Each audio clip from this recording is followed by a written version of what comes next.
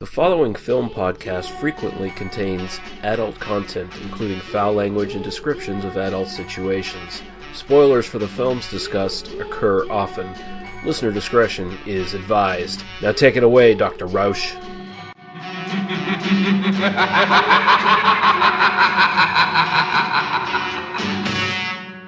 They must be destroyed on sight.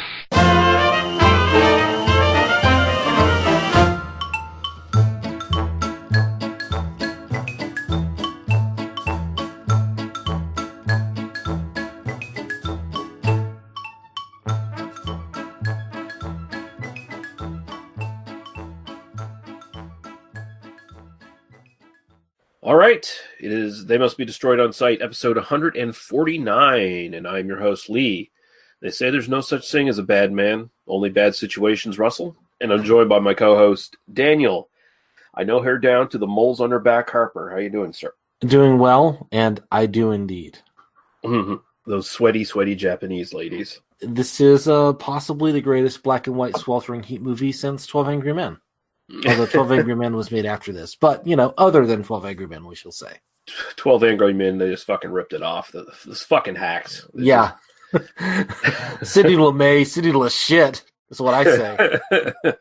So, yeah, we're going to be looking at Stray Dog from 1949. This is our first dip into Kurosawa. So, there we go. Fine. It only took us almost 150 episodes before we did it. But, you know.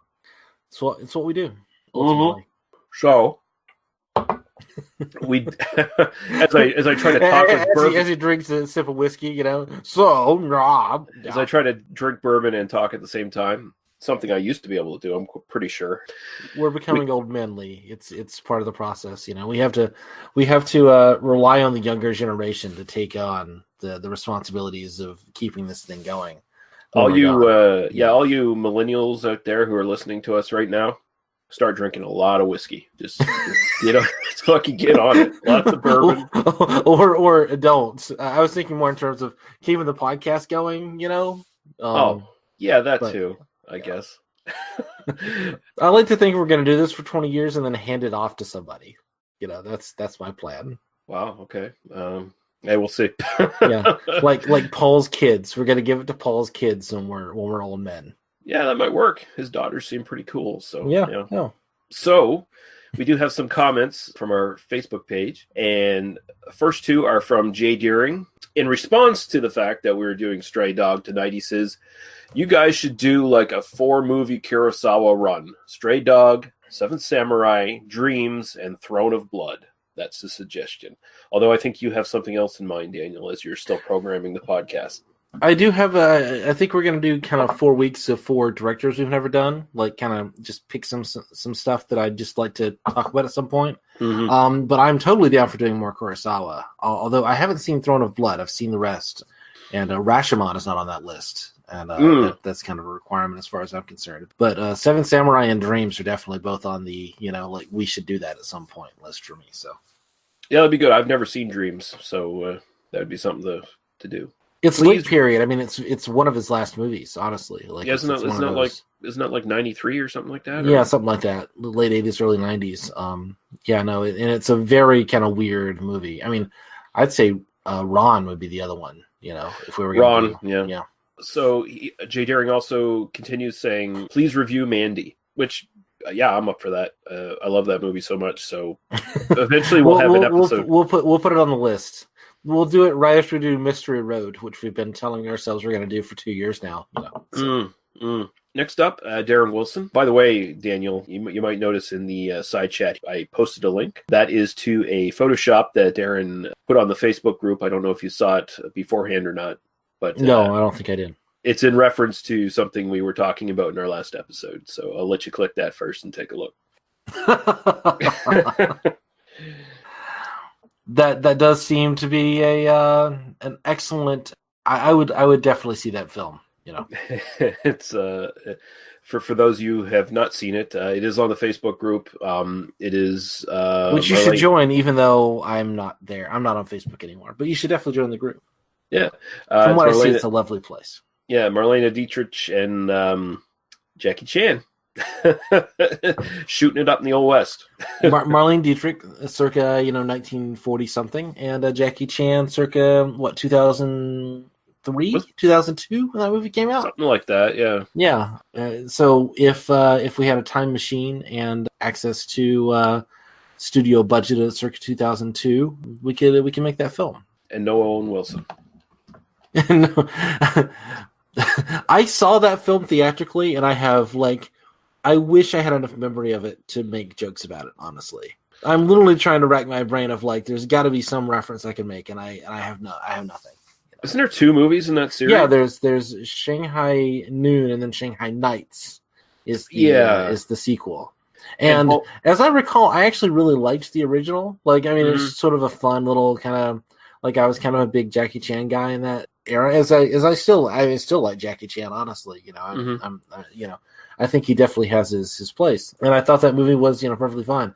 Shanghai Nights, not so much. Definitely, kind of killed that premise in one movie, sort of thing. But yeah, at least it's better than The Tuxedo and as Jackie Chan got older, God. And he couldn't do the he couldn't really do the action anymore, so he just kind of turned into we're just gonna do CGI Jackie Chan doing crazy things.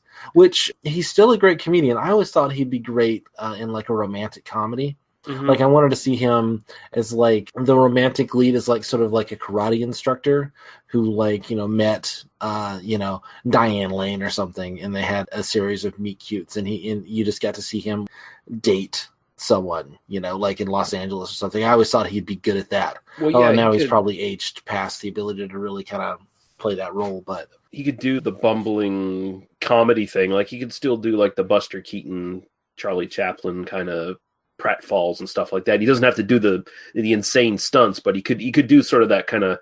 He's the bumbling guy who's trying to win the heart of this beautiful woman, and he's a goof and all that shit. That could work. Yeah, I just think he could definitely do some comedy. Mm-hmm.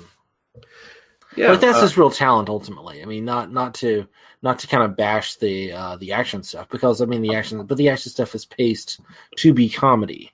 Well, yeah, he's really not a martial artist per se. He's more of that Chinese dance martial arts, something Wu-Fu or something like that it's called. I don't know what it is, but he comes from that side of things. He doesn't come from the hardcore. David Carradine had more legit martial arts background than Jackie Chan does, I think. So so Darren Wilson. That's it. We're doing a Jackie Chan movie this month. That's it. Well, we could honestly, a good pairing might be the Toshiro Mifune, Charles Bronson, Red Sun with Shanghai Noon. That would be a good pair up. So no, I was thinking we do a good Jackie Chan movie. That would be the.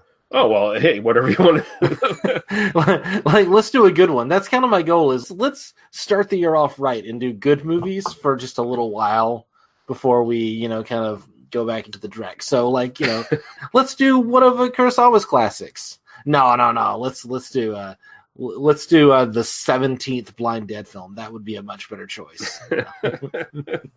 So anyway, back to the original point. No one is listening to this anymore. It's done. No, it's already. Sorry, Darren. You won't hear this comment because you've already tuned out. But this is in relation to something we brought up on our Die Hard episode, where I was sort of speculating. Okay, so the first terrorist he kills, he tries on the guy's shoes, and they're too small. And then we sort of question, why doesn't he try the shoes of every other terrorist he kills? Eventually, he's got to find someone who's his size, right? So he says, only through the preamble and maybe memory jogs when you go through the movie, but I thought he did try to take the dead guy's shoes and says something like, why do terrorists all have small feet? So maybe there was a follow-up to that joke. Maybe. That I missed. I don't remember. I remember I think there's at least one more scene where he compares the shoes to his feet. I like to think that this is a kind of the John McTiernan experience of, Americans just naturally have much larger feet than Europeans. Oh, yeah. I think it's clearly meant to be a, well, these are Eurotrash scum, and clearly they're not going to match the quote-unquote foot size of a Bruce Willis as John McClane. I mean, you know, obviously Alan Rickman's a fucking pussy, so he's got small feet. And I think if he killed Alan Rickman, I think Alan Rickman would have had the appropriate size shoes. That's really on the cutting room floor, you know. Like John McClane walks over to the splat in the sidewalk. This is John McClane scene where he just sort of wanders and he, over like, there, pulls the shoes off, and then he puts them on, and he like feels them out, and he's like, "Oh yeah, this guy was man enough." To you have, know what? If I remade Die Hard, it would be shot for shot. Everything would be the same, except there would be an end credit scene where he tries on the shoes. That's it. And if I remade Die Hard shot for shot, puppet movie, Team America style. No, okay, that works too. That works. That is not actually what I would do, but you know. Okay, well, but yeah, there you go, Darren. We don't really know, so there's your answer. We're just fucking. We're way off fucking kilter at this point. I don't even know what the fuck's going on. It's one of those. It's one of those nights. It's gonna be one of those episodes, man. I've had a lot of bourbon up to this point. Cameron Sullivan, in relation to our best of episode, says still catching up, but there's lots of unknown films this year. I think for all the overrated duds and acclaimed ones, there's at least more feasible options as opposed to more annoying foreign tragedy flicks, art house crap, or pretentious, hyped up horror flicks. Yeah, I think the last couple of years have honestly been really, really good for films. There's just been a lot of more, I think, diversity and interesting stuff going on in a lot of films the last couple of years. So there's no shortage of good stuff to find, as opposed to some years where maybe all the Oscar contenders were just like shit. For the most part. I mean, it's interesting that the I don't really follow like film news and kind of what's going on new anymore. I mostly just kind of watch the old stuff that we're doing on the show, and then like the big special effects films. But I definitely have a sense that we're sort of seeing there's a higher caliber of sort of baseline goodness than we'd get from 5 or 10 years ago. That it does seem like that, and I think that comes from just kind of social media, that like sort of Twitter and Facebook and sort of comment sections just sort of require people are just having to kind of think about things a little bit more. And also, this is kind of a double-edged sword in a lot of ways. And there's more money being spent. You're not seeing like mid-range films that just sort of some bullshit that people throw together for $20 million and just release.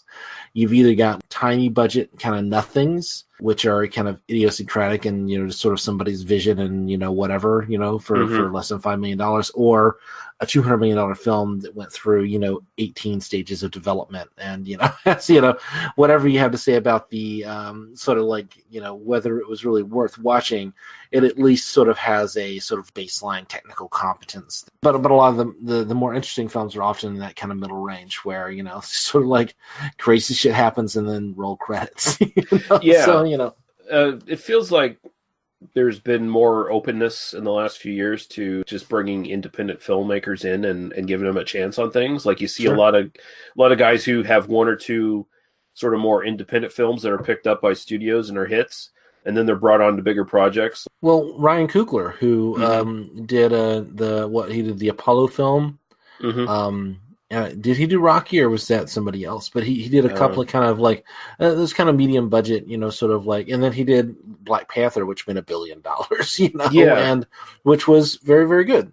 I just saw something on Twitter today where there was an article that was interviewing some of the women that he worked with, both in pre-production and like the actresses, and like to where he had come forward and said, no, we want to like actively fight against kind of patriarchal structures in terms of the way we make this film. And it's like, good on you, Ryan Coogler. I am on your side. Yeah. And it seems like studios are just, maybe they're kind of waking up to that, the sort of mode we've been going on for the last 20 years isn't quite working anymore, and we got to kind of like open up and expand a little bit. So we're going to give these indie guys a chance. I mean, we're still going to take this guy who made this amazing indie film and put him as the helm of the next Star Wars film or wherever the fuck, but we're going to, give him a little bit of the fact that Ryan Johnson was, he did Brick, and then, a couple of other, small budget indie flicks in that kind of Miramax era. and then The Last Jedi. They gave him like the 8th film of a giant franchise, and like what and that's totally. I think that speaks to the fact that 20 years ago, there was this idea that if you had like kind of the big franchise films, what you did was you gave it to somebody who sort of had an experience with sort of handling films of similar size. Right. And I think that this does speak to just sort of the way that the industry works, is that you can put a kind of a really kind of creative, independent vision in charge and know that the technical aspects will be taken care of by that kind of second unit, by that sort of tech side of things, that, you just have enough like sort of like really talented creative people who can, just kind of make the technology work around sort of a more singular vision. I mean, the Infinity War, which is one of the most expensive films ever made, was helmed by people who were directing Arrested Development episodes in 2004. Yeah, that's that's just an astonishing sentence.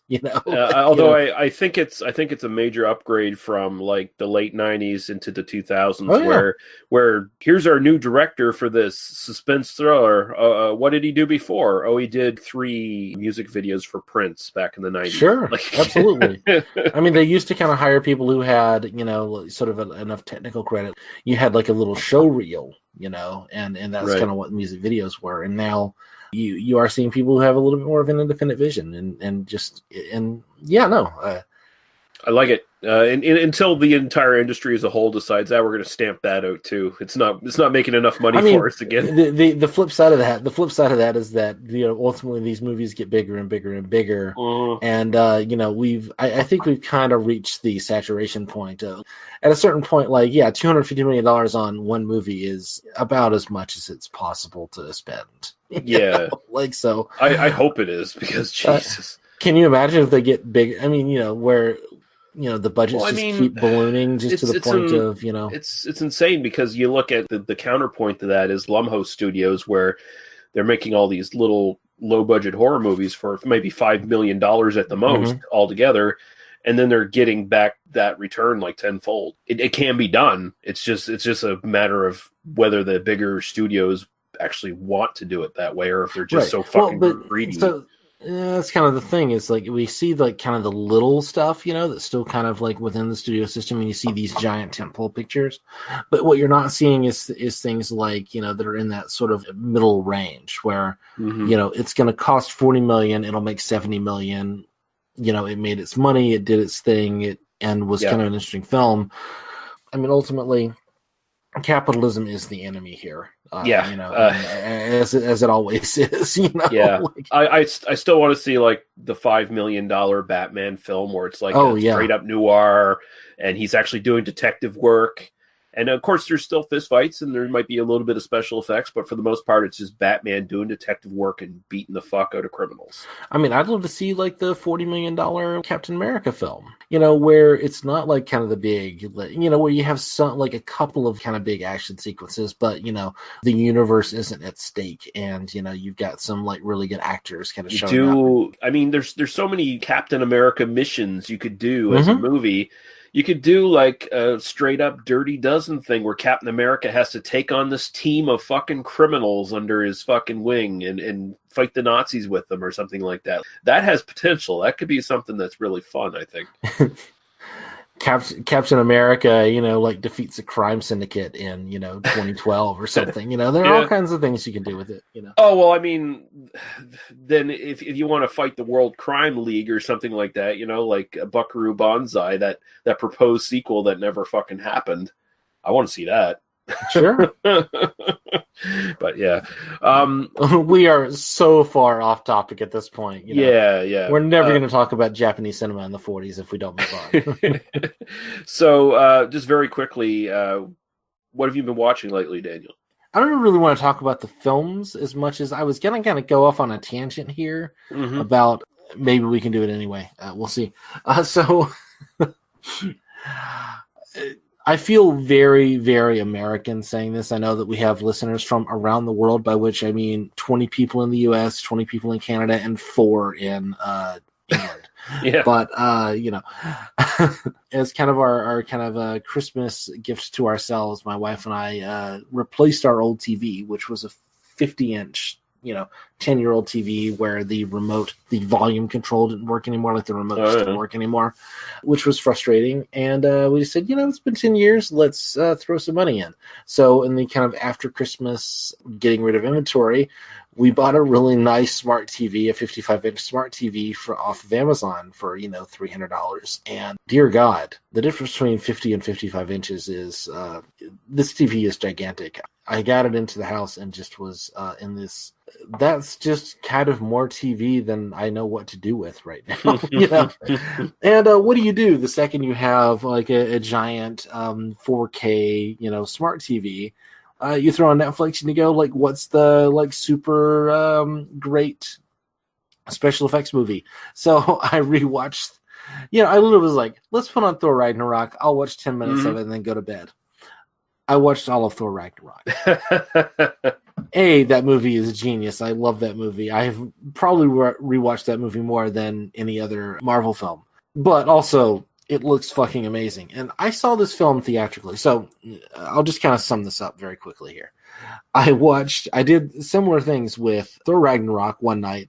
I did Guardians of the Galaxy Volume 2 the next night. And then I did Kill Bill Volume 1 the third night, right? Yeah. And I'm kind of halfway through Kill Bill Volume 2, which all of these are on Netflix right now. So interestingly, what I found was that particularly with Guardians of the Galaxy Volume 2, a lot of these sort of Marvel films, a lot of the kind of the big special effects films of the last few years, a lot of where that money goes is into, kind of detail work in the corners of frames, doing like really kind of super quote unquote realistic, by which I mean lots of moving parts kind of special effects.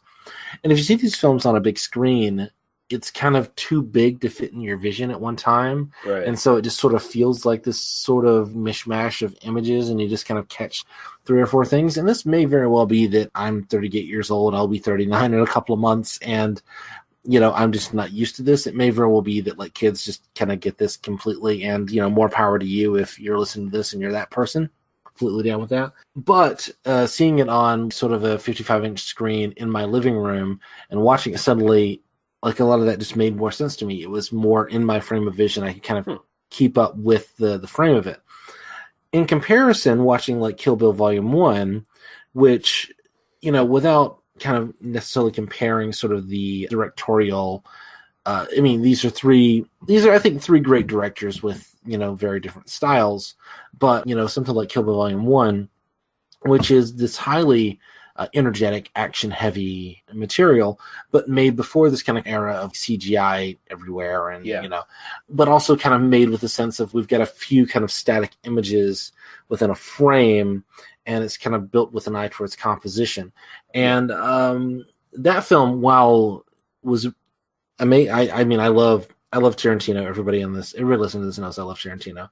I love the Kill Bill series. Loved watching it again on the giant screen. It looked gorgeous, but was not as good as when I saw that theatrically in 2003. And I think there is this sense of like, I wish that films made for the big screen were made for that kind of all-enveloping experience. Again, that sort of, okay, we've got kind of a few elements. We're going to build a tableau, and then we're going to give you time to look at it. But that also kind of speaks to sort of the way that films are edited now on, screens that are similar to my, giant amazing TV for $300, where, it is kind of edited for that kind of experience, where this is how most people are really going to kind of watch the movie, and, you're going to rewatch it 5 times or whatever. And that's the thing. And, it's very much like I really enjoyed rewatching Thor Ragnarok and Guardians of the Galaxy Volume 2 on my big TV. It was a really fun experience, but the fact that it was a more fun experience watching it on my television versus on the big screen when I saw it originally, I think says something just about the way that films are directed and edited these days. Yeah. And I have complicated feelings about that, as I think I'm trying to get across. It is, as a theater lover, it is kind of troubling because you can kind of see, again, just this determination to maybe edge theatrical experience altogether out of the market and just home video. If with this TV in my living room and just kind of knowing the theatrical experience, it's great to sort of get to go out there and see. Something like Spider-Man Into the Spider-Verse, which was an astonishing film to see on the big screen. But also, there's so much detail. There's so much stuff kind of going on in that film. I guarantee you, I will get more out of it when I get to see it on my television. Like I could even see it again on the big screen, and I could miss details on it. And again, I'm not trying to kind of challenge it necessarily. I'm just trying to. I think I just kind of came up to that realization, and it's a complicated. I just kind of shrugged my shoulders, And I mean, we'll talk about Stray Dog here shortly, and I feel like that's a film that's kind of built on kind of brilliant composition, which worked great on my giant 55-inch television screen. It was it was a great experience to get to watch it. But also, that's a film I would absolutely see on the giant screen if I have the chance to do that. If it was playing near me, I would absolutely do that. And if Kill Bill were playing on, kind of a big screen, I would do that. I'm not necessarily sure I would kind of go back and see Thor Ragnarok on a big screen again, like sort of based on that. And I feel like it kind of feeds back into the conversation we were just having about, sort of the, the kind of budgetary requirements, kind of the use of CG. And it's not like, I don't hate CG. I love CG. CG is brilliant. Like I'm totally on board. It's just kind of how it's used and what we're doing with it. If we're going to make films for the big screen, I hope that there is more of an eye towards sort of a more basic compositional element, towards like giving people time to look at your framing, versus kind of quick cutting necessarily. That can work on, again, in the home theater experience, I think that's perfectly fine. But for the giant, the IMAX screen or whatever, not so much. Yeah, no, CG is just another tool. I mean, it's just like a boom mic. As long as you keep the boom mic out of the frame and you use the CGI properly, it's fine. Right. I would really like to see CGI boom mics in films more.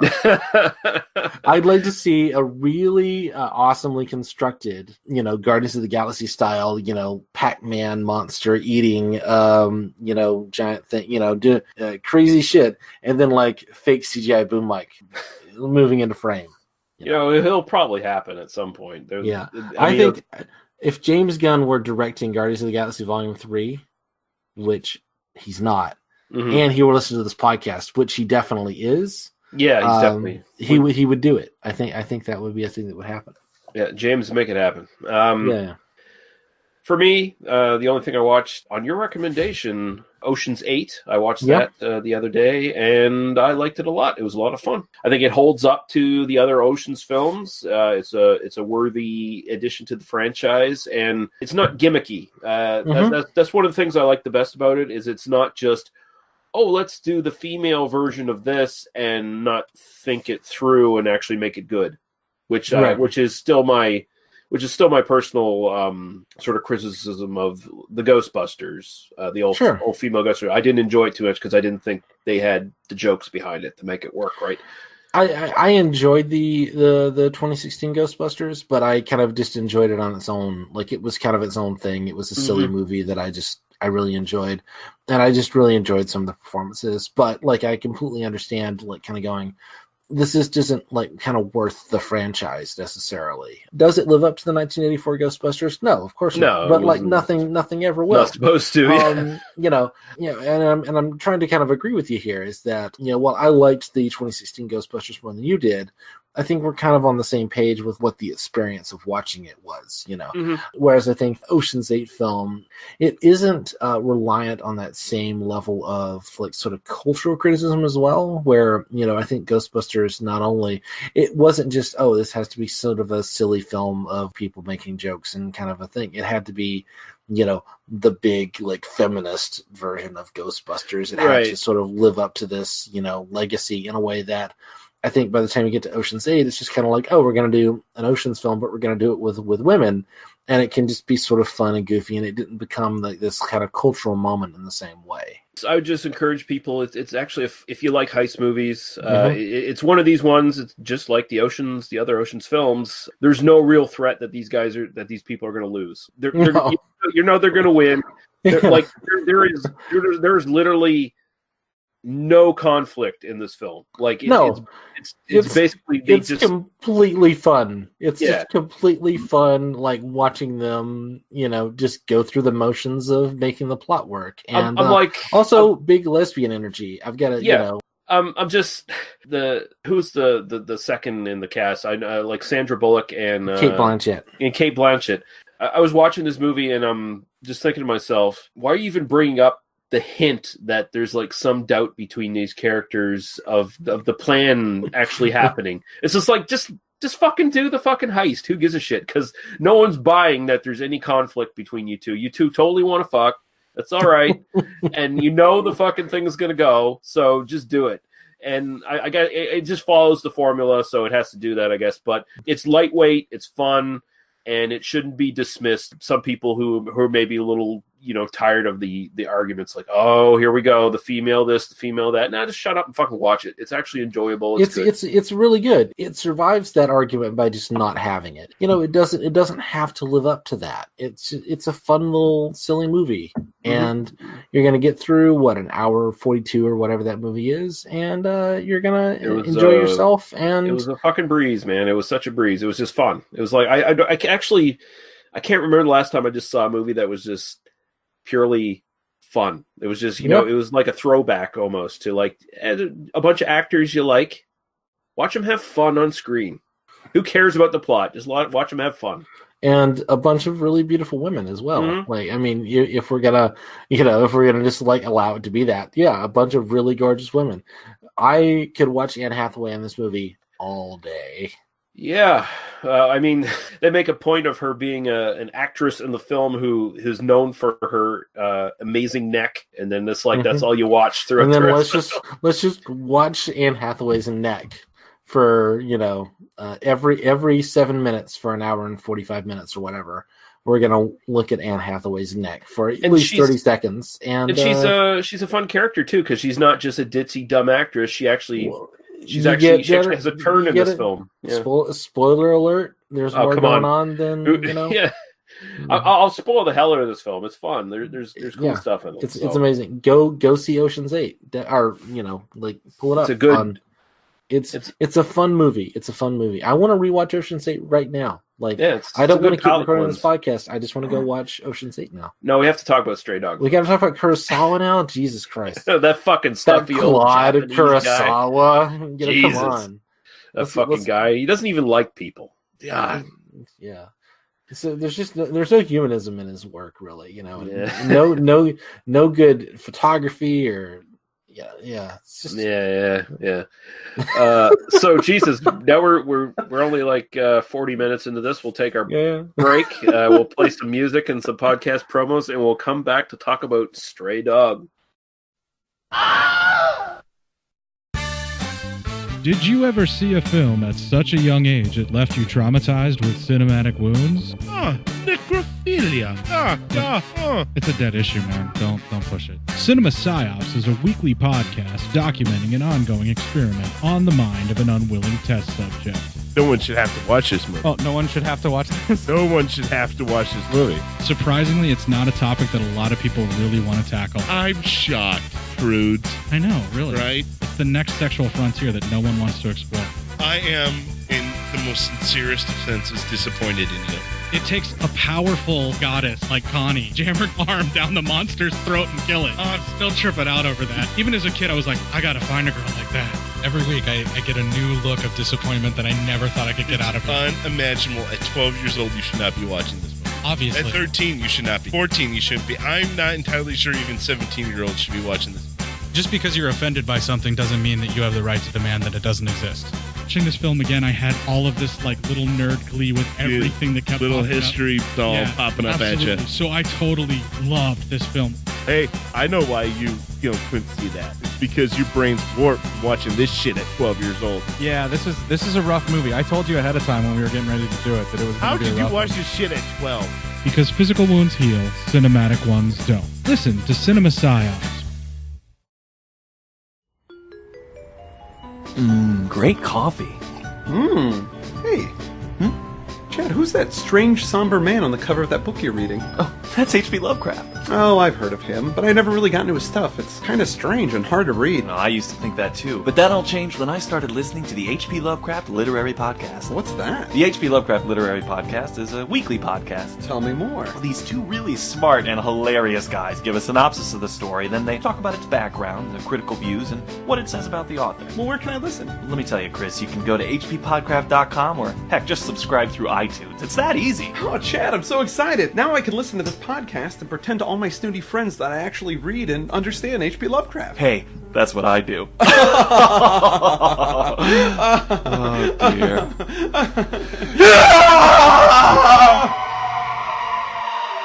hppodcraft.com.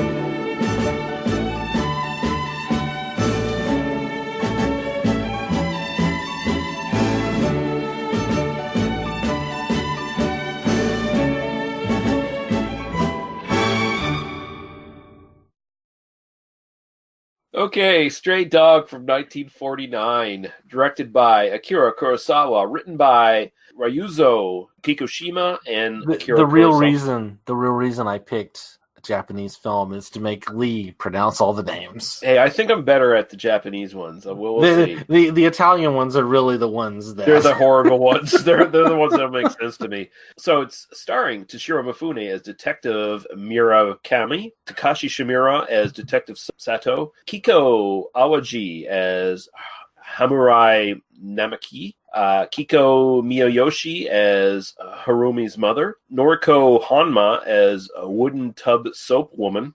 Well, that's a I didn't even read that beforehand when I cut and paste all this shit into my notes. Izo Kimura as Yusa and Ryakichi Kawamura as Officer Ichikawa.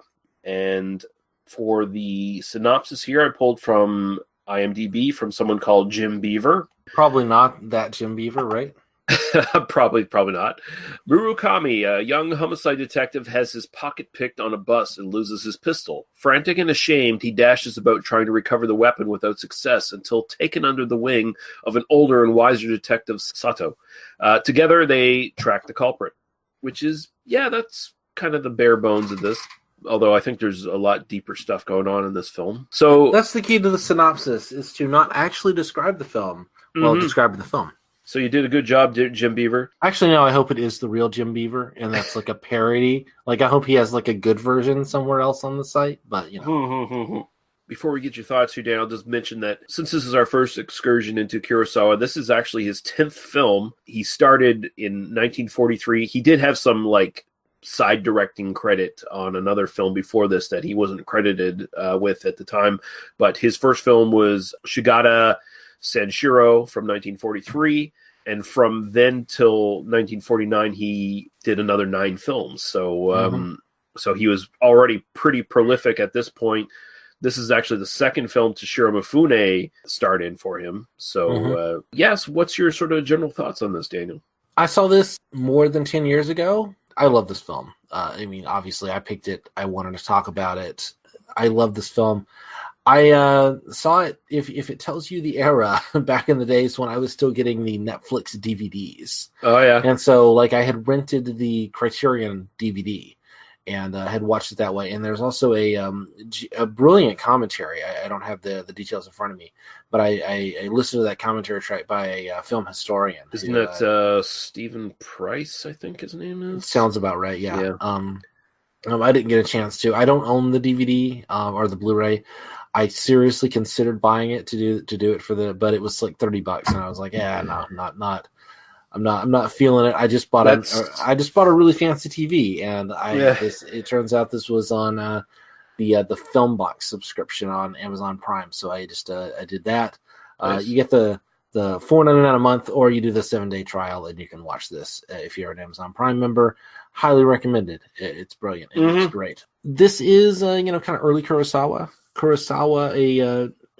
I mean, no question, I'm not going to be controversial here and not say Kurosawa is an absolutely astonishing filmmaker. This is a film that is expertly made from start to finish, full of amazing performances. We can kind of talk about some of the themes of the film, I think, as after we get the sort of the intro out of the way. What I love about this is that it's fundamentally just a crime picture. It's a crime film. In terms of plot, you can describe it and just go, I mean, it's not difficult for me to imagine someone just kind of sitting down and watching this and enjoying it just as sort of a period crime picture to a large degree, and kind of going, oh, this was a little bit slow, or this was kind of weird or whatever, but it just kind of works on that level. But it also works on a very different level, even as it was intended in 49, kind of a meditation on morality in a lot of ways, and sort of kind of a consequentialist versus intentionalist view. I think, especially in kind of 2018, it also works as a portrait of a particular time period in Japanese history. And I am absolutely not an expert on Japanese history, but people who are will talk about this as sort of this kind of almost documentary-like portrait of some of the issues that are kind of going on around this time period in Japan. I don't think about this film a lot. I just sort of I liked it a lot. I kind of had my little moment with it and then kind of moved on, but I've always kind of thought I'd love to revisit it. And then getting to revisit it was just a joy, from start to finish. This was not one. We have kind of done some films on here that I have kind of seen 10 years ago and then kind of rewatched and didn't come back to and had quite a strong response to. This was one that, if anything, I actually loved more coming back to it now than I did, when I was, 27 or 26 or whatever when I saw it before. Absolutely amazing, filled with great performances, great photography. Go watch it and then come back and listen to our commentary. That's kind of my. You really should see it before we talk about it, because we're gonna give it away. There's no. Oh yeah, we're gonna have to, and but not that there's not that I even think that not to kind of speak over your comment, but like even if you know how this ends, I don't think it like kills the structure of the film necessarily. It's not like there's some big twist ending. I don't want to make it seem that way. When I first saw this, I kind of knew nothing about it except it was based on a premise. And the reason I watched it originally was because I still am a huge fan of Paul Thomas Anderson's Magnolia. And there's a subplot in that film, which is about a cop played by John C. Reilly who loses his gun. Oh, yeah. And Paul Thomas Anderson literally just lifted it from this. It was, that was his inspiration. And then he builds this kind of like weird romantic subplot in this like giant sprawling 3-hour epic out of this element of this film and kind of does that thing. And so I was like, well, I have to see this film because I loved Magnolia. And that sometimes the way you discover a genius masterpiece is through that kind of weird connection. But yeah. And I've sort of read different things. Like there's maybe some conflicting information on sort of the origins of this.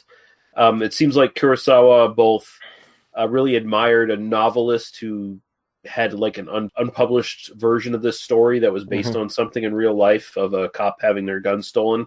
And then Kurosawa went on to actually write this as a novel before he turned it into a screenplay. Yeah. So he spent like 30 days writing this as a novel. Then he spent an extra 40 days writing this as a screenplay, trying to adapt it, which he apparently felt was really difficult. One of the supplements on the Criterion disc is actually him talking about how I should have really not done that. It took too much time. It plays on screen because it does play like an adaptation of sort of a richer work in a lot of ways. I mean, it does, there's a very different process of sort of writing something in text versus, kind of doing a film version. And I think it's a richer experience than if you were kind of designing this specifically to be kind of the 90-minute police procedural. Right. Which I think there is a sort of like 90-minute police procedural version of this, which is far inferior to the version that we actually have. And so I'm totally down. I mean, I would love to see more films made with that process of like, we're going to write the novel first and then, adapt the novel. It gives you all the context you need in the novel, and then you have to really work hard to pare it down into a screenplay. So right, and then find sort of the visual elements of it. I mean, big chunks of this film are basically just people talking. I was big chunks of it kind of play like an episode of Law and Order, right? A whole bunch of it just sort of plays like they're just hunting down clues.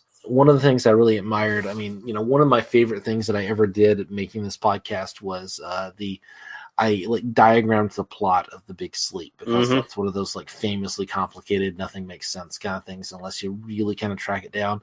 I didn't have the chance to do that for this film, but I think there's some interesting like stuff if you kind of dig into the plot and sort of the way that certain revelations are made and sort of connections that are made. There's some really interesting parallelism that I think comes across in a more nuanced way given the version that we have than it would have had you sort of written it as a sort of a screenplay, kind of first. So for me, I bought the Criterion disc years ago. I've watched it a couple. I.e., you are superior to me. I get it. No, I've watched it a couple times in the last few years. This is one of my favorite police procedurals of all time, just because not only is it in a way for its time kind of complex, because there are some elements here that are definitely precursors to what you basically just see in every police procedural going forward. It's also incredibly simple. Like you said, it's a very straight ahead plot if you want to view it that way. I mean, there's a lot of like, we go question somebody, we get some piece of information that leads us to the next clue, which gives us some piece of information. Again, there's no big twist in this. There's no big thing of like, oh, and then it was the father the whole time or whatever. And the film even kind of plays with that.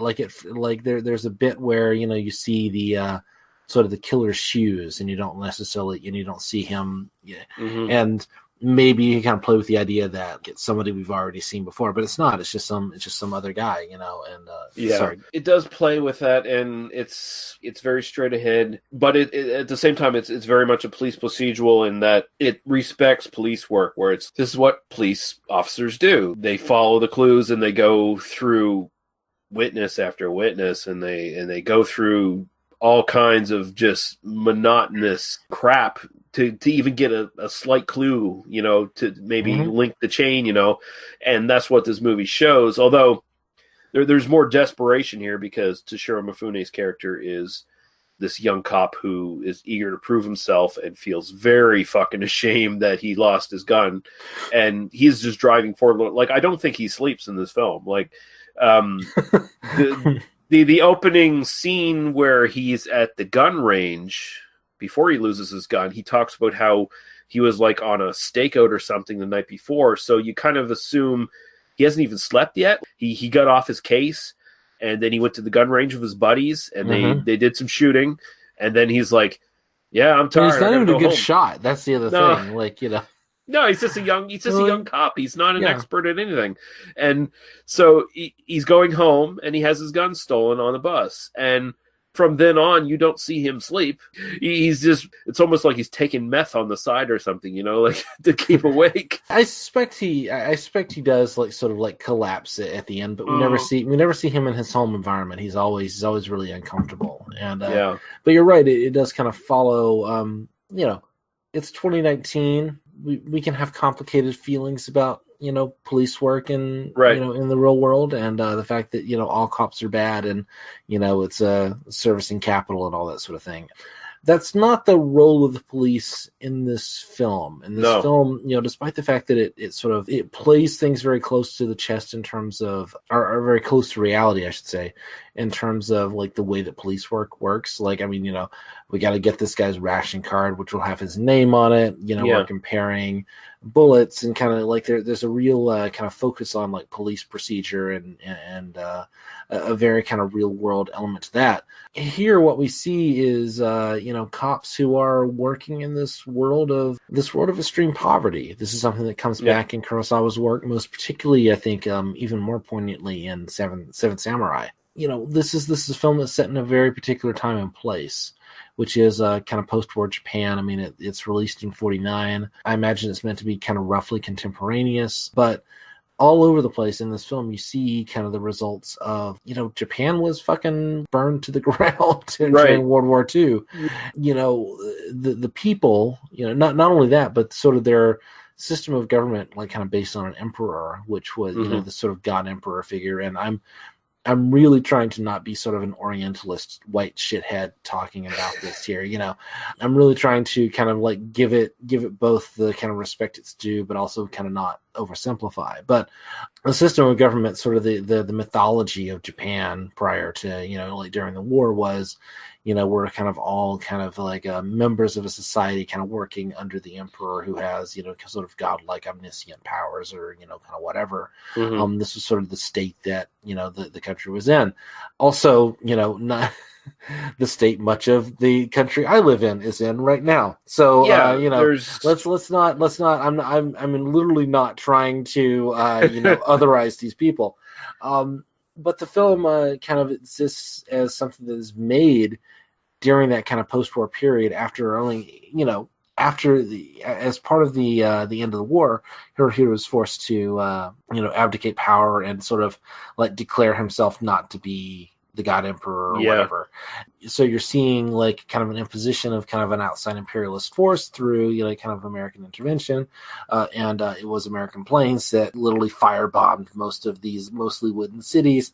None of this is in the film. I want to be clear, but it's essential historical knowledge that if you don't kind of understand that's kind of the world that these people are living in, that literally every character in this film is building a new life in the literal ashes of the life they had before, then you're missing sort of the context that anyone seeing this film in 1949 would have had in Japan.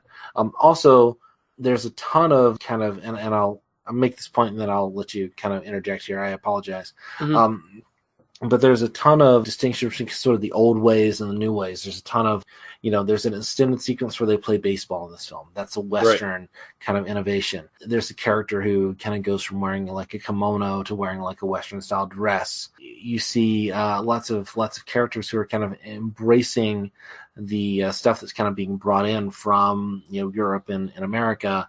the film was very ambivalent about kind of what that means and how that's really kind of affect things. One of the kind of big themes is, the children will ultimately decide what all this means. So ultimately, we're having a debate about this, but ultimately, it's not up to us anymore. Yeah. And there's sort of like 3 generations happening. There's this sort of pre-war generation.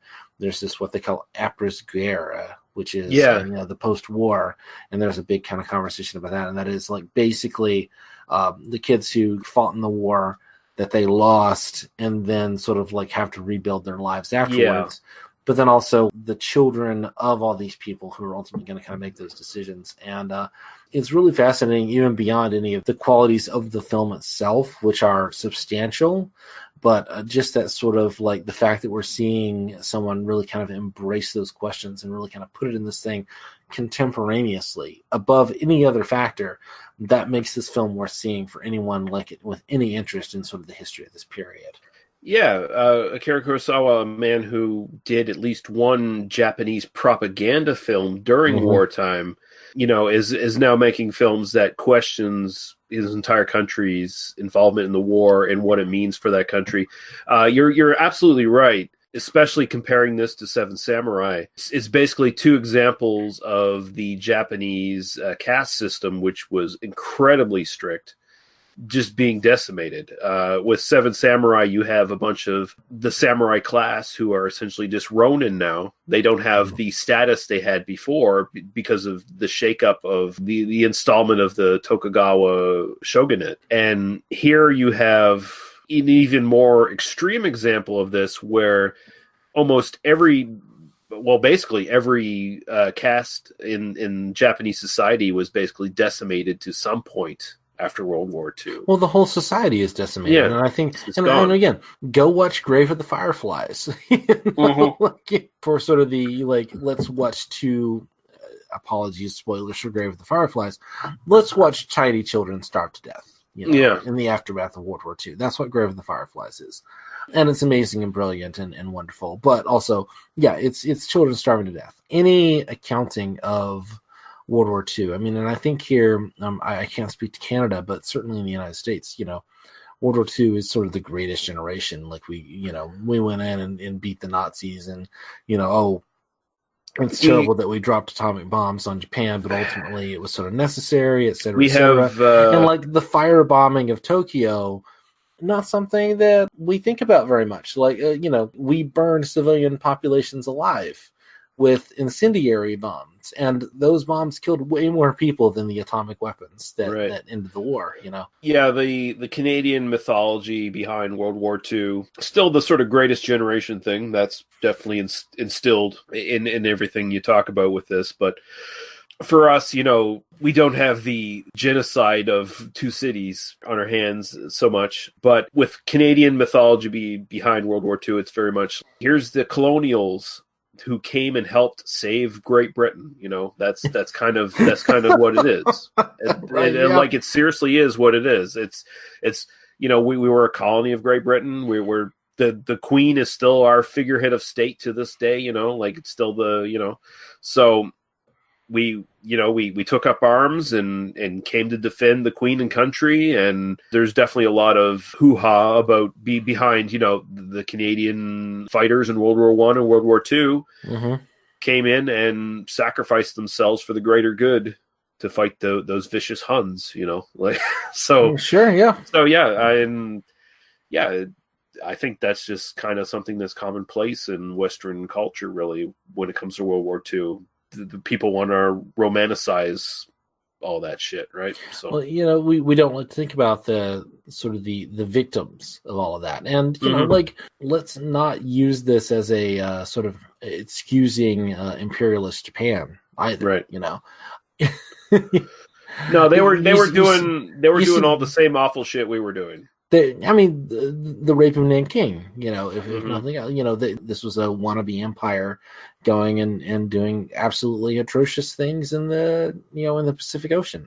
Japan post-war, they've, Japan today, there's some totally nationalistic, awful, like, racist shit that's happening it's a very, in terms of their own systems. And, I don't feel comfortable kind of delving into that in any kind of detail, but there's some really, really awful shit that kind of goes on in that world. I don't want to downplay that, but that doesn't have anything to do. I mean, this is ultimately a film.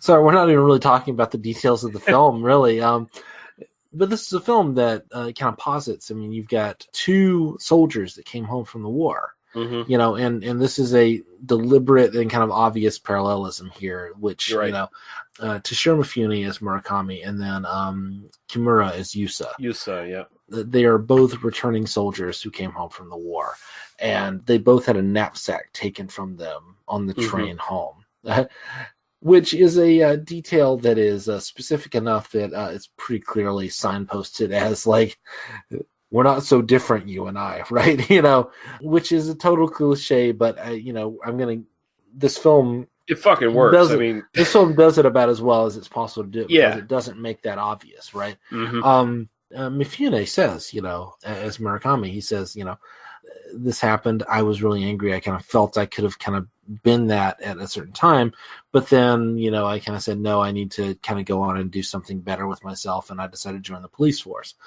Within the world of the film, that means like actually going after terrible criminals and not killing black people in the streets. We'll just kind of leave it at that. Whereas Yusa, you know, we kind of get a picture of his kind of family life. The killer, we get his family life, and we kind of get a portrait of him. And he's, you know, he comes home and he's angry, like his father. And we see the circumstances where they live, and it's, you know, they're literally living in. Yeah, it's abject they're poverty. literally living in. I mean, not even a barn. I mean, No. you know, like No. there's a house which looks less nice than like Little House on the Prairie kind of, you know, like log cabin kind of living. And then we find out that Yusa lives in the like even more makeshift like piece of shit thing that he made for himself behind the house, you know. Yeah, they mentioned that he sleeps outside. It's Kurosawa like deftly shows the different levels of even the slums in this movie, right. Where early on there's a lot of stuff happening, like all these buildings are clumped together and different things are happening in different buildings, but you see like a woman having her hair done, and she's actually got like a modern appliance on her head getting that done. And, you know, even then, like the walls are flimsy and there's like curtains and shit. But then later on, you get to a point where if Mifune's character walking around sussing out clues and stuff, where he walks into like this big square of people who they don't even have walls, and some guy's getting his fucking hair cut while these people are walking around him and shit. It's like it keeps decreasing and decreasing and decreasing to like the absolute abject poverty of this like Skid Row society that's basically most of Japan at this point. Yeah, no, when we get this, I mean, this is set in Tokyo. This is set in Tokyo. It's just sort of like at least according to Wikipedia, it's like post-war Tokyo. It doesn't really give kind of a date. Did you watch the commentary track by the? Oh yeah, I've heard it. Okay, so we can kind of talk about that again. I watched that like 10 years ago, and so you may have a better memory of it than I do. There's a extended sequence where Murakami, as played by Mifune, has to sort of go and be a bum hanging out, like looking for a gun dealer. And this is basically a 7-minute sequence of him just kind of walking around in this world. And it's shot documentary style. And in fact, the commentary, the reason I mentioned the commentary, and I'll say the sentence and then let you know, but the point being, this is way, way too long in terms of like any kind of sense of dramatic tension. Like this should be kind of like, you know, a minute at most, you know, but this is also Kurosawa going and filming all these places and then like putting it in his movie as a way of sort of like preserving it for kind of future generations to see.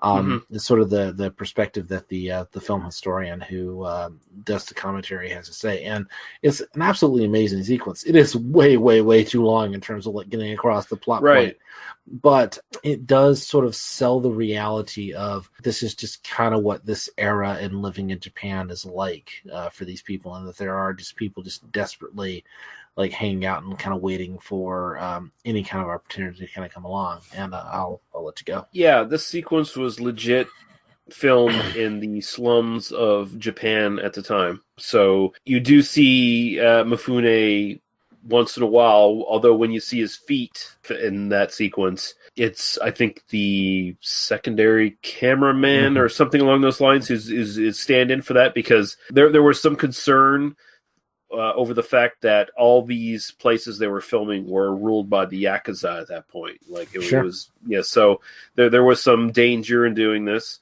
You're right, it is a little too long. And honestly, the first time I watched this movie back in the day, I was confused by this sequence. Like it went so long. There's a lot if you don't know the context.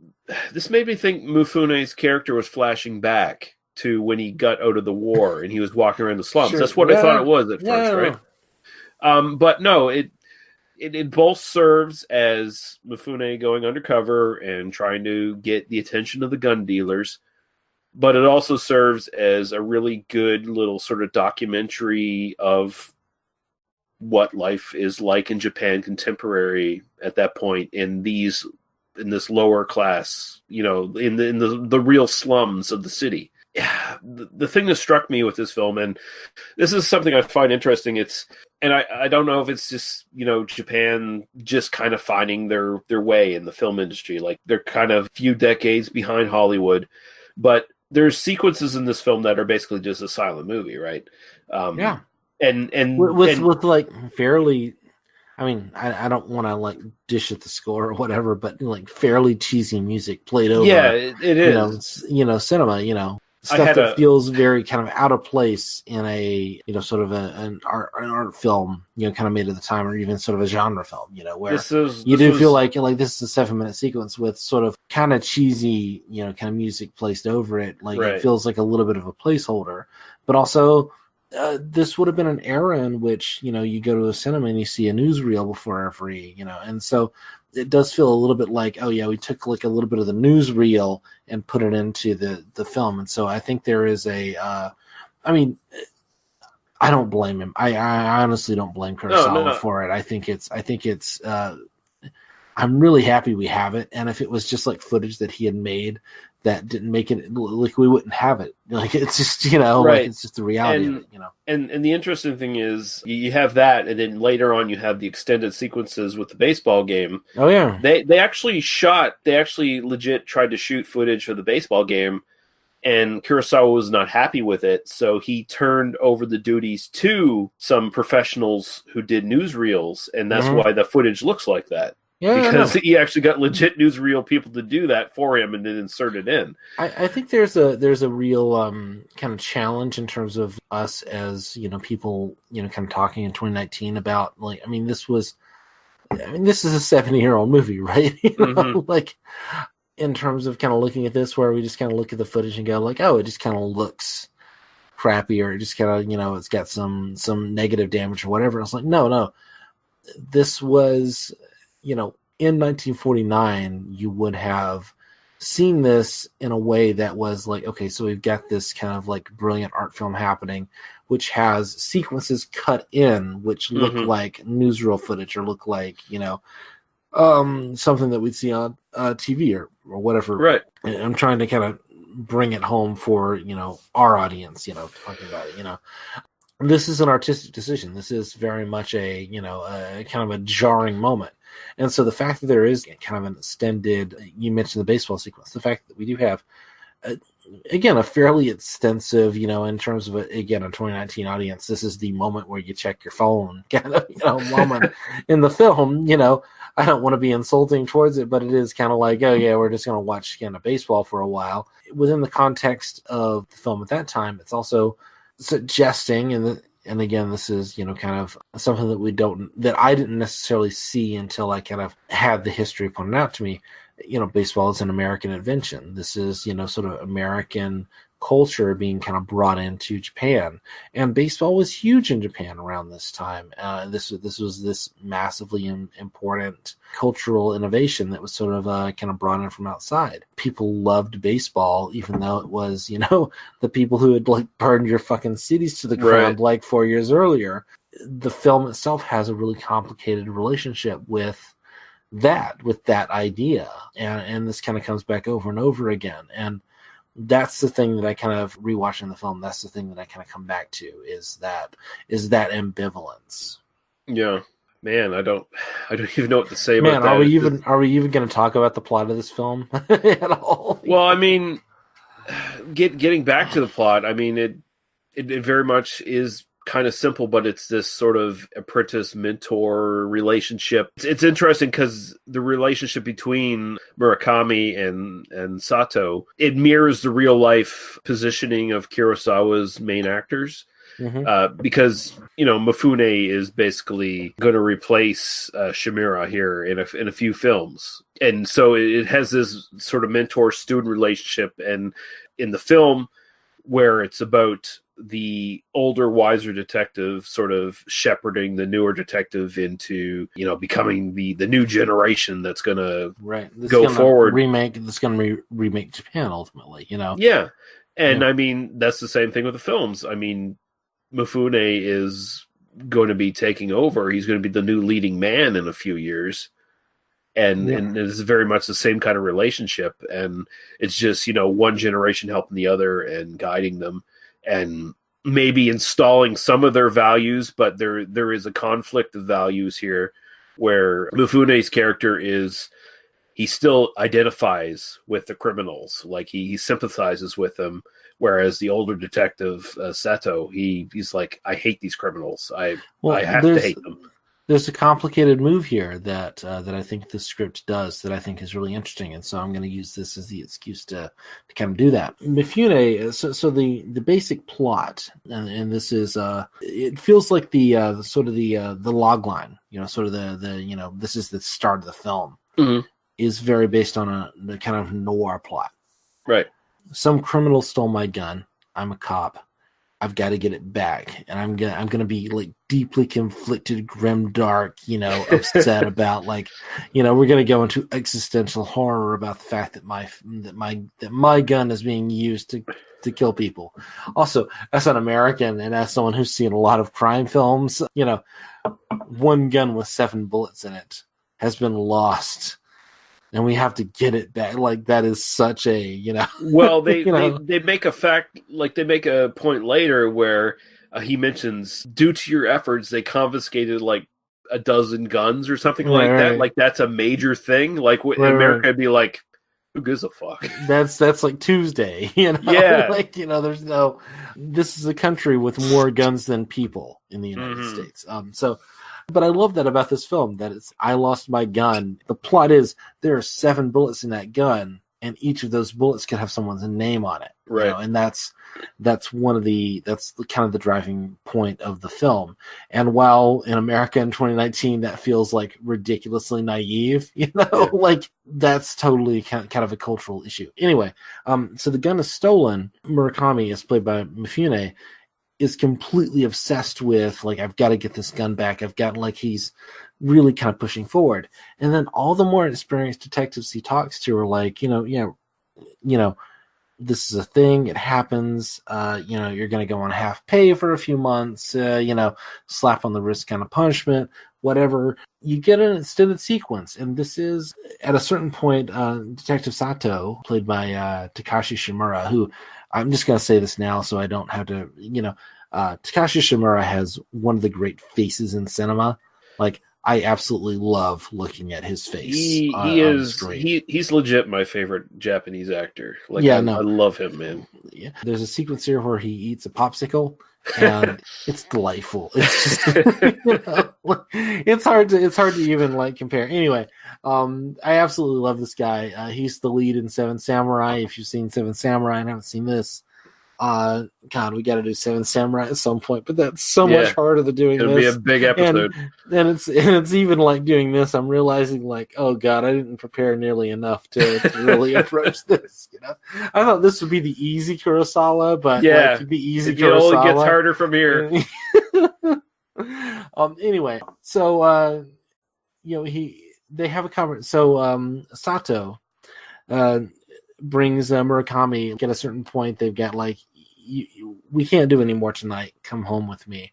Sato brings him to his house, And then you get the kind of the children sleeping. You get sort of the children's toys. We've got some of the rationed beer. Let's have a little bit of beer together, and it speaks to the poverty of the situation.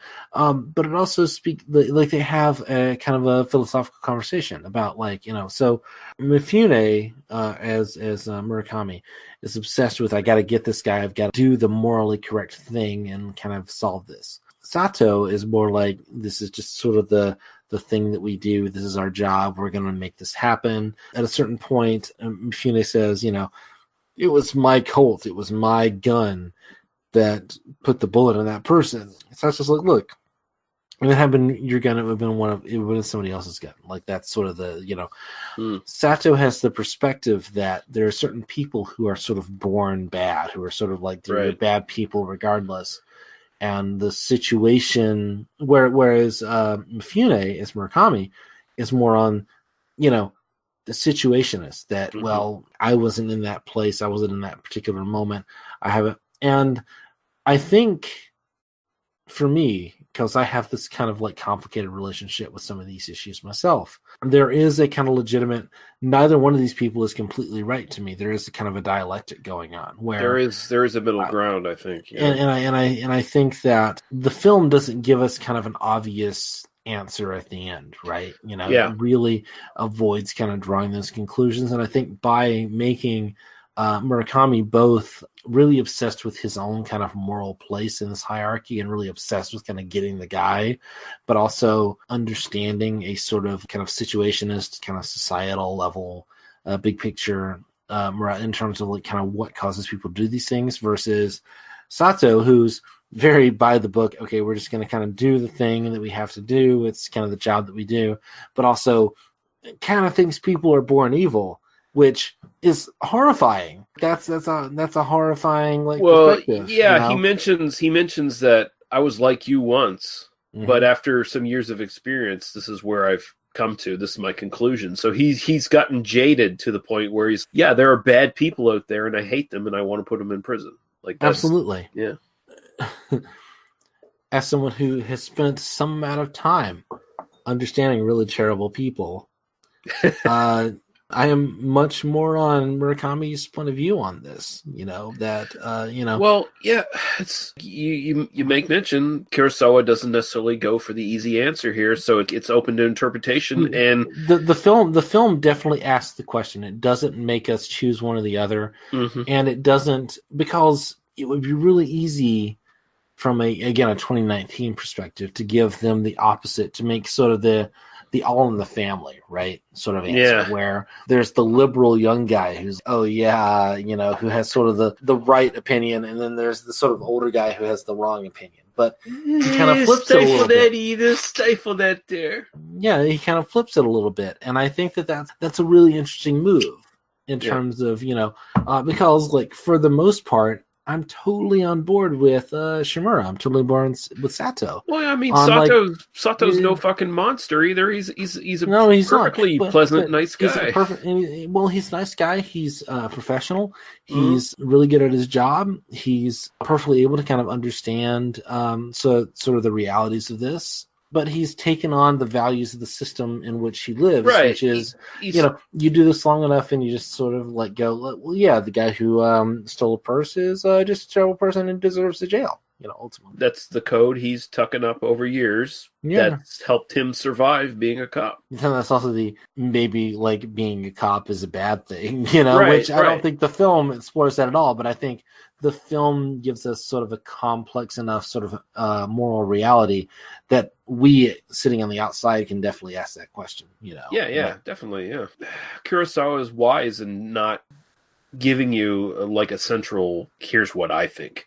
And even then, he might be slightly doing that, but at the same time, no, just leave it open. For the most part, it's basically, in this film, it's a very kind of Western, and this is one of those things that Kurosawa has, in his home country, he was always accused of doing, is kowtowing to Western values and Western ideas. the cops are the good guys in this film. Like top the to cops bottom, are the unquestionably good guys in this film. Yeah. Definitely, yeah. Just going on, I'm just going to throw some random things here. Yeah, I feel like Jesus Christ. It's way deeper than we thought, I think. No, I mean I knew it was deep. Yeah, but also like once you rewatch it, you're like, how do we even begin to approach this in a how do you begin to try to cover everything? There's so fucking much in this film. So you mentioned kind of hit me with the potpourri here. I think that's probably So I mean, you mentioned how this is just one of the best films as far as showing heat. The opening shot with the dog. Oh yeah, it's just fucking kind of brilliant. I like how everybody's like you can kind of tell that it's really hot just by what everyone's wearing in this film. Mm-hmm. Everyone's wearing light clothes. They're all the summer suit. It's sort of the standard wear of the westernized cops and such. And then you get Kurosawa's sort of signature that he'd be known for with like extreme weather. Of course, weather created because Kurosawa's big on, if I want a rainstorm, I'm going to make it myself, motherfucker. And and there is a big rainstorm, and he does make it himself, and it's brilliant. It's and it comes, it's climatic, and it comes with the climax of the film. Like as soon as the case breaks open, where it's like we know who we have to get, and we're going to go get him. Suddenly, all of a sudden, the fucking heavens open, and there's this just downpour that's extreme that breaks the heat of the film. And also the emotional heart of the film in a lot of ways, which I don't think we're going to cover this appropriately, but there is a really nice performance by Keiko Iwagi as Harumi Namiki, who is the kind of the girlfriend of the killer, the stray dog, and she is one who is sort of traded in the kimono for the kind of Western clothes effects, that extended sequence with a dress that Yusa, the sort of the bad guy, has bought for her with stolen goods, and she knew it was stolen but not, and so there's a really kind of complicated kind of moral relationship behind that, but also sort of a cultural kind of moment of like, are we going to kind of adapt to these Western values, or are we going to kind of keep the old ways, and ultimately kind of we know the way that Japan's going to kind of go in the future. It's an amazing relationship because ultimately she kind of it's an amazing performance because ultimately she kind of starts off as not willing to kind of give information to the cops, and then sort of like kind of leans into them, but kind of leans away, and then there's a relationship between her and her mother and her feelings. And again, all of this is, there's no moment that you can kind of point to and go, oh yeah, look at the brilliant performance, like the Oscar reel of, look at the moment to where like, and then I cried or whatever. There's no moment that kind of sells that. I think it is a really, really phenomenal performance, and Kurosawa just kind of trusts his actress to do it. There are a lot of really amazing. I mean, there are at least 4 really astonishing female performances in this film. And the thing I want to say is, no, you don't get to talk on this podcast. You can't, well, fuck you. I'm going to say it anyway. You can just edit me out. It's fine. Yeah, exactly. Edit right here. One of the brilliant things about this is Kurosawa is essentially giving us big on the nose cultural moments where it's like, here's something in society I want to talk about, but it's kind of drowned by the performances. Like the performances are so good that it feels natural. It doesn't feel on the nose. It's not like slapping you in the face with this shit. It's because the performances are so good that you're actually watching people with conflicts on screen and they're playing them out on screen. Yeah. So I think it works really well. I really like, I should mention the fucking sets in this film. This film had expansive sets. A good example is early on, they go to the police records room with all the drawers with the cards in them or whatever. That was all built. I call it the Ghostbusters set. The Ghostbusters, yeah. That was all built, and all those cards were individually placed in those drawers. Yeah, that they went to that detail with these sets, which is fucking amazing. And again, early crime lab work. We get testing a gun, seeing what gun fired this bullet or whatever. We get some of that stuff. We actually get some CSI stuff in a crime scene later in the film where a murder happens.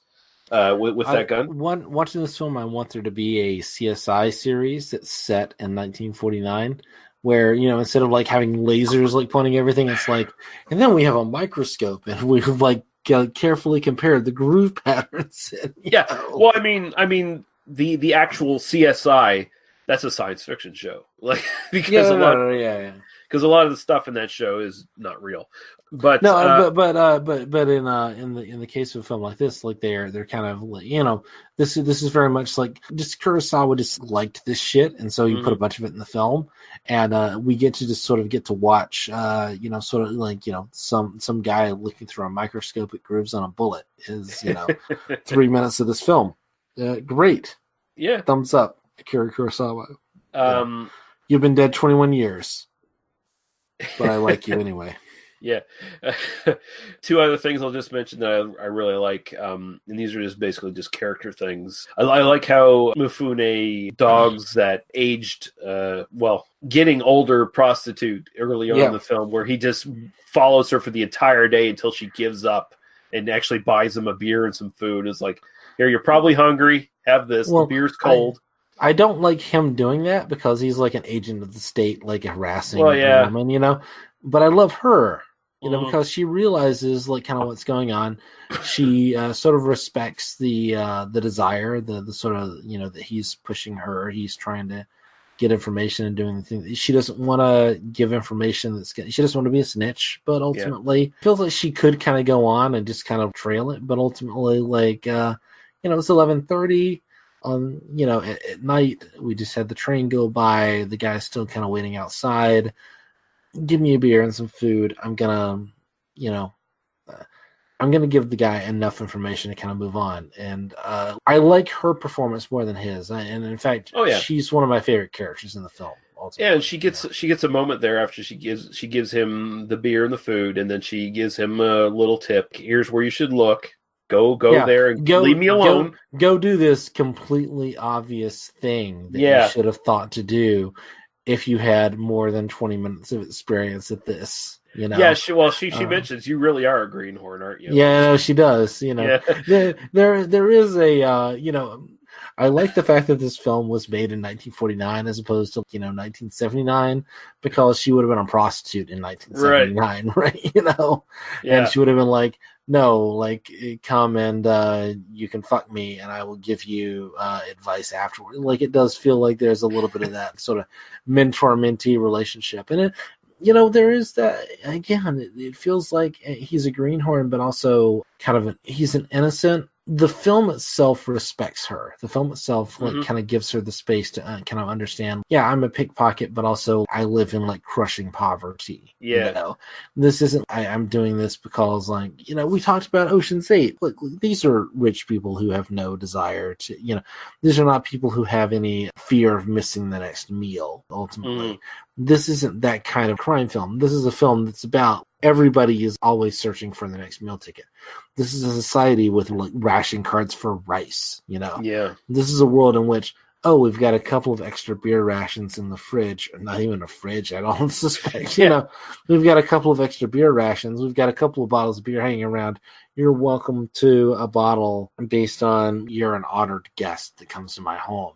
Right. Like that's the world that this film is suggesting, and I think that not approaching this film with that in mind and with that kind of perspective in mind, it makes it seem more generic than it really is.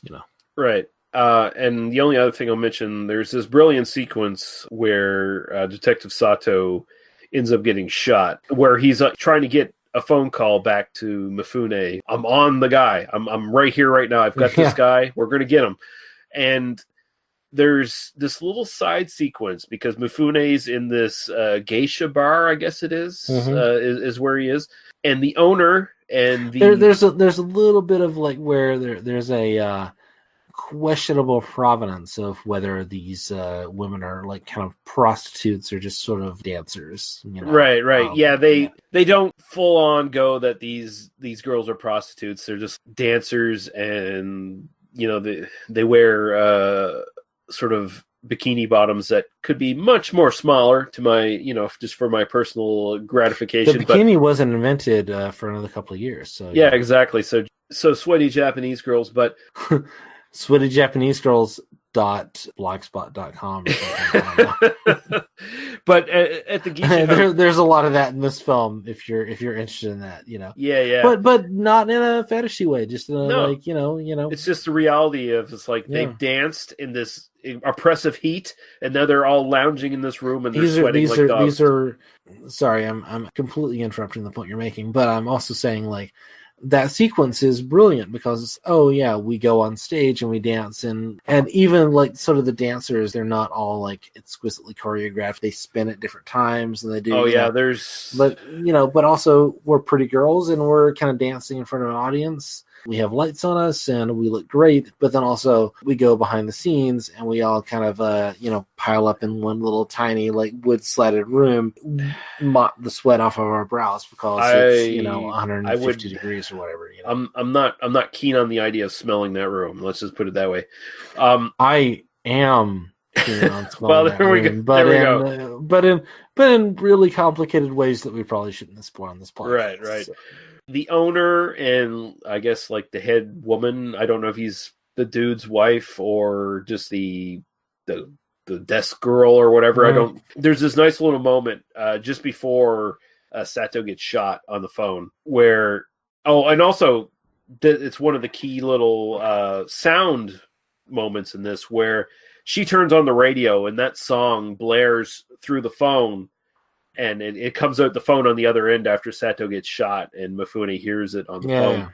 There's this little flirtatious thing between them, and they don't want to be seen. He doesn't want to be seen doing it with the cop in the other room, just looking through the door or whatever. And it's just this fun little character moment that I really, really like, where he's like, "Oh yeah, like touch your chin and stroke my finger down your face and stuff like that." And she's like, "No, the cop's looking. Stop it." Right. There's a lot of great character work. It's what this is ultimately, and I say this with no disrespect to it at all, is this is brilliant detective fiction. Mm-hmm. Ultimately, the point of this kind of genre fiction is we're going to give you a fairly straightforward plot. We're going to kind of go through like, there's a murder or there's a thing that's happening.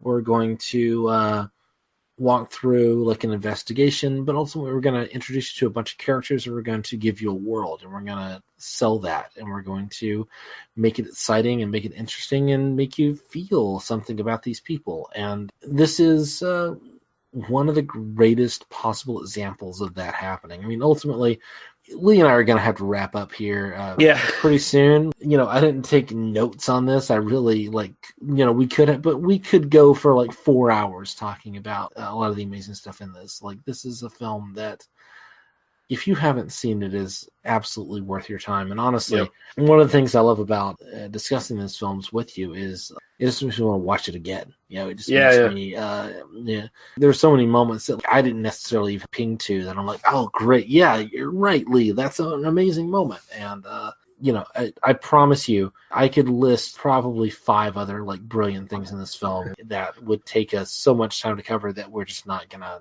take the time to cover. It's an astonishing film. One of the great, the highlights of a career of one of the greatest filmmakers of all time, which, hey, we could totally cover this in 45 minutes. It's fine.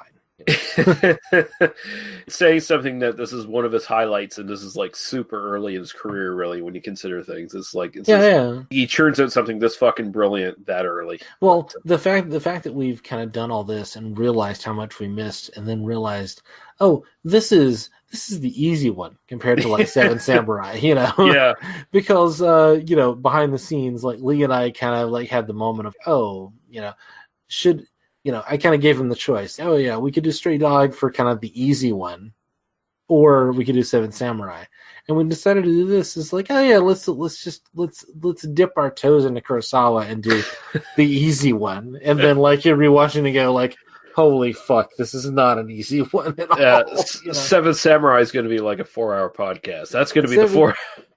I'm tempted. Like 150 is our next episode, and I'm very tempted to just go, fuck it, we're doing Seven Samurai. We're going to do 7 hours of, Seven Samurai.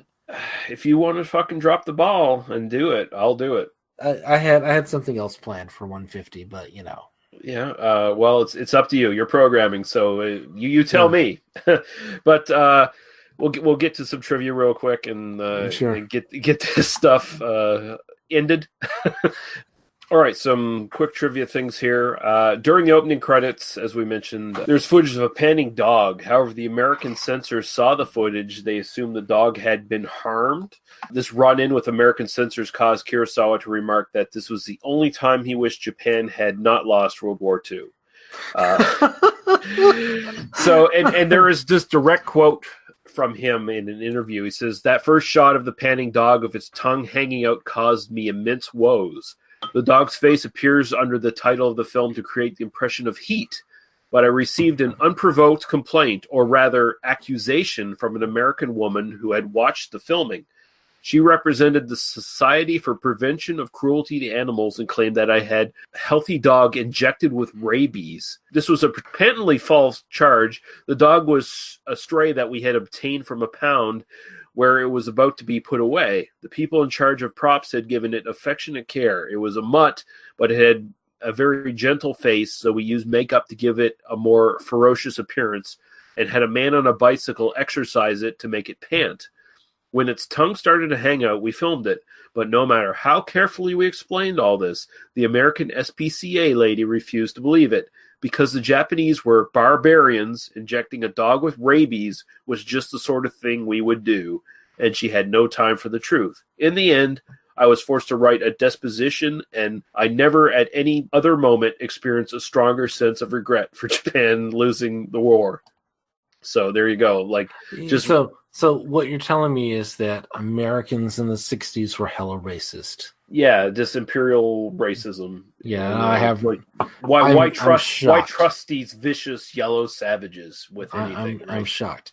Yeah, I will say that, like, when I first saw the film, that opening sequence did look like they were trying to sort of suggest sort of a rabid dog sort of thing. You know, they do dirty its fur up, and it is sort of like behind the characters. My wife watched most of this film with me. You know, she had never seen it before. And she saw the dog panting. It's like, oh, an adorable dog. Yeah, it just looks and like a hot dog. It's just kind of how you sort of interpret it necessarily, right? And some people interpret with an agenda, and some people just watch the film and go, "Oh, that's a really hot dog that's panting on the ground." Yeah, like most rational, non-racist people would do. Much of the film was, as we mentioned, to be fair, I never thought the dog was abused. I just kind of always thought it was meaning to sort of intend a certain level of sort of aggressiveness or whatever. Yeah, I mean, I'd seen several Kurosawa films before I'd saw Stray Dog. It was already, the dog motif. I get it. Kurosawa has a thing for stray dogs in his films. I think this was actually the first Kurosawa I ever saw. Honestly. Oh, really?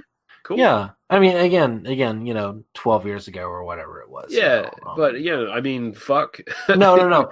I saw Dreams. I saw Dreams in high school in a class. Believe it or not, So I had seen Dreams, but I think this was the second anyway. But yeah, anyway. Yeah.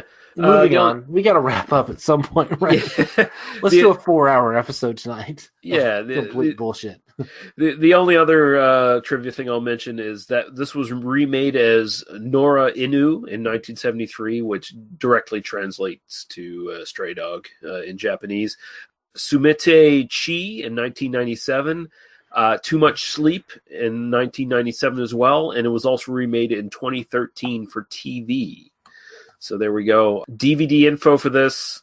It's basically just the Criterion. That's the one to get. There is no Blu-ray as far as on our side of the pond anyway. I think there might be some Blu-ray options in different regions. But so far Criterion has not put out a Blu-ray of this. So your best bet is the Criterion single disc DVD that they still have.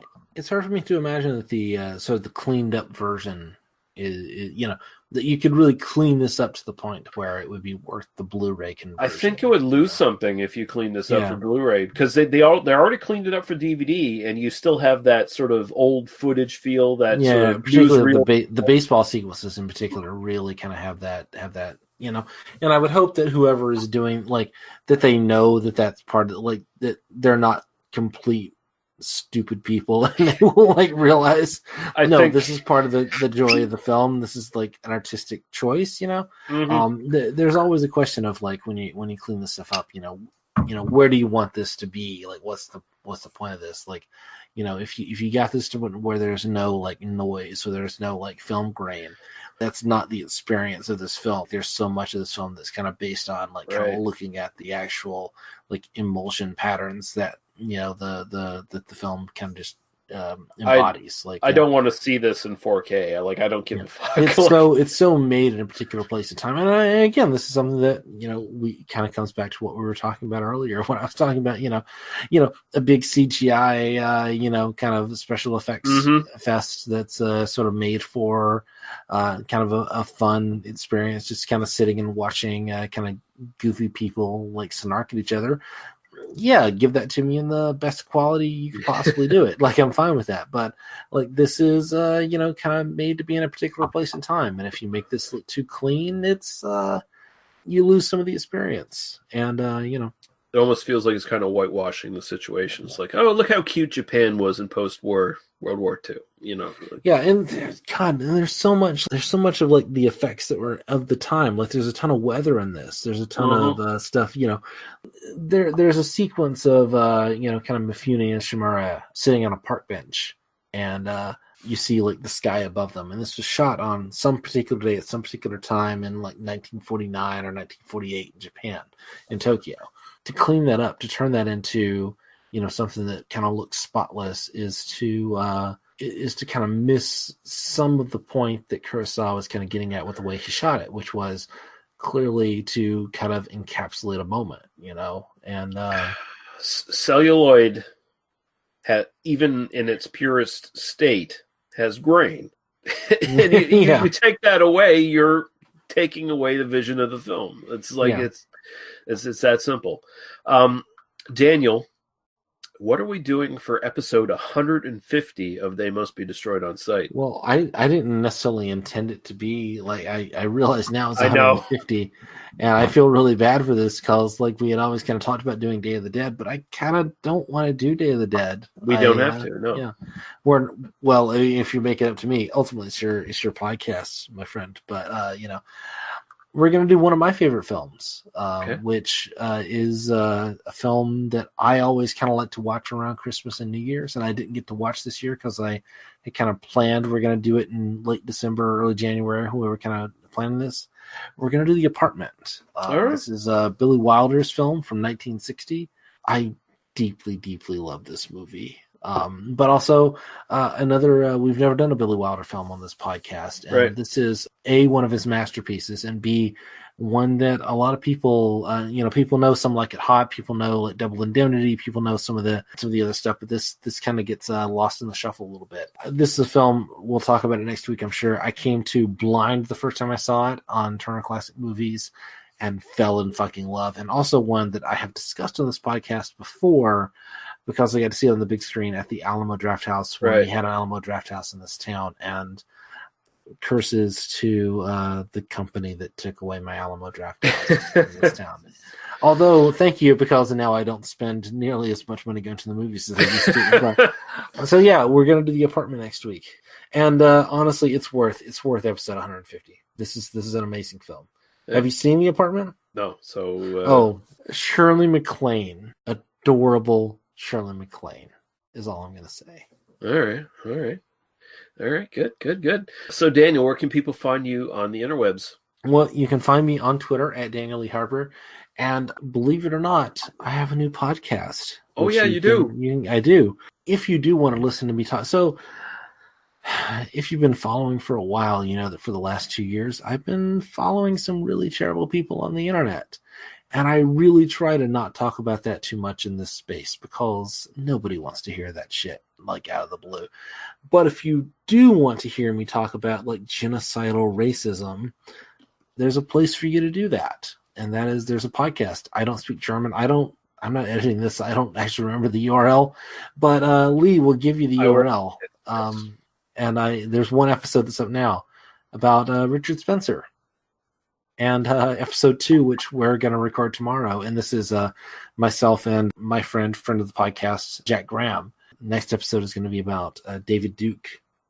And after that, we're going to kind of do, these are fairly brief podcasts of about an hour and a half, which are kind of based on exploring some specific topic within, again, really, really awful people. And the research that I've been doing for the last 2 years, specifically built on, sort of exploring it and as a way of like helping me to kind of develop writing about it, and also to put together all the references that I have, like to kind of do the work and kind of like organize thoughts a little bit. So it's really been useful for me, I will say, having recorded one of them. I think the first episode is actually pretty good, and I think they're only going to get better from there. I will attest that it is good. If you're interested in listening to Daniel talk about awful people like Richard Spencer, these Nazi fucks who he's been researching for 2 years now. If you're not familiar with this sort of sphere of discourse, this is actually a good podcast to get into, because the first episode is very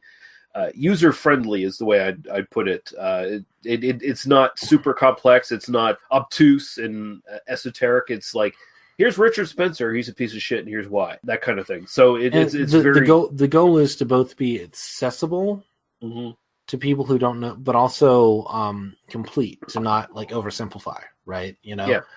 Because I feel like that's the, again, as someone who's been following, I have listened to literally thousands of hours of Nazi shitheads talking, spreading propaganda at this point, Yeah.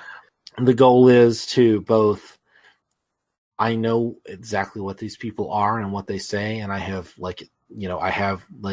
I've done academic reading on this stuff, and I can kind of not oversimplify the way that like sort of a 1,000-word article would, but also to introduce it to people in a way that is not too overwhelming or complicated. That's not, I don't assume that you have any knowledge kind of going in. And that's kind of the challenge that Jack and I are going to have, is to try to like figure out like Jack is really good at sort of asking the easy question to sort of like, to make me not just kind of do the like complicated read of it, because for me, I'm like 4 levels deep on this shit, like, and Jack like asked me to like, well, why do you say that? Oh, okay, hold on, let me go back, and that's not like speaking, like kind of talking myself up on it. It's just sort of like, when you're this deep into anything, like sometimes you need somebody to kind of like ask the like, no, explain the basics first, and then we'll kind of get into that, the first episode was kind of a joy. I listened to it. It was a joy to record, and I think it's only going to kind of get better, hopefully. Oh yeah, well, you're getting to unload a bunch of shit, and Jack's a good interviewer. I mean, he's just a fucking brilliant guy anyway, so it only makes sense. But if you're not interested in politics and this kind of stuff, then you can just totally ignore this. But I'd probably mention Darren Wilson, Court Psyops. You might be really interested in this podcast, just saying. So we'll leave it at that. And you can find us, of course, at tmbdos.podbean.com, where you can find all of our requisite links to Apple Podcasts, YouTube, and our Facebook group, They Must Be Destroyed on Sight, on Facebook, which is the best way to find out what's coming up on the podcast. But you already heard what's coming up on the podcast, so there you go. You're already in the know. You're already fully informed. And Daniel, our first dip into Kurosawa, it was an absolute pleasure. So thank you. We'll do more Kurosawa for sure, like at some point. Yeah, in the next 20 years before we hand it off to Paul's daughter. So thank you everyone for listening, and we'll be back when we're back. Goodbye. Cheers.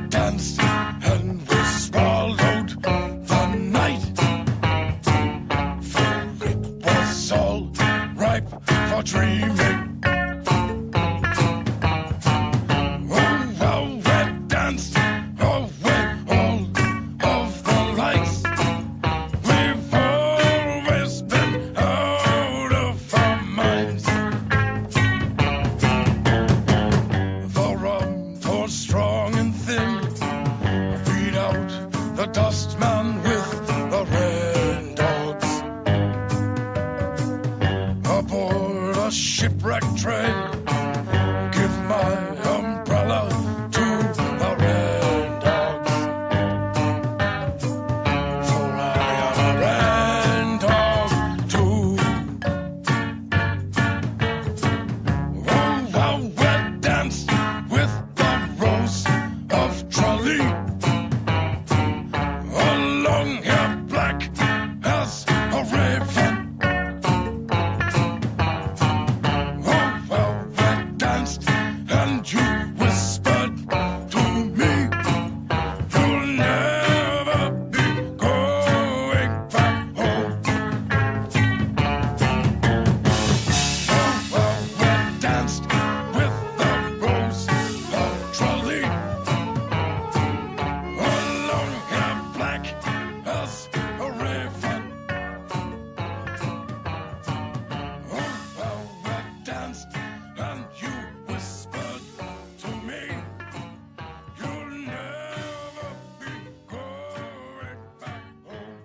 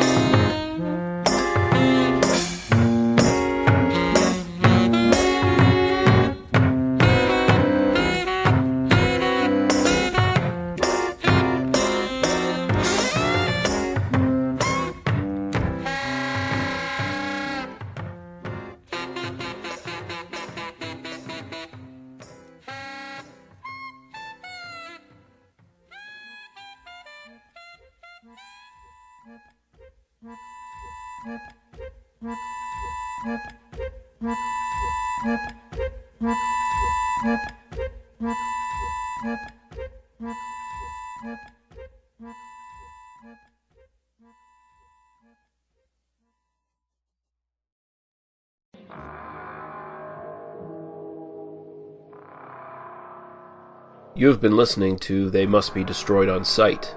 For other episodes, our links to Apple Podcasts, YouTube, and our Facebook group, as well as links to podcasts and websites of similar interest, please visit us at tmbdos.podbean.com. Thank you. Drive through.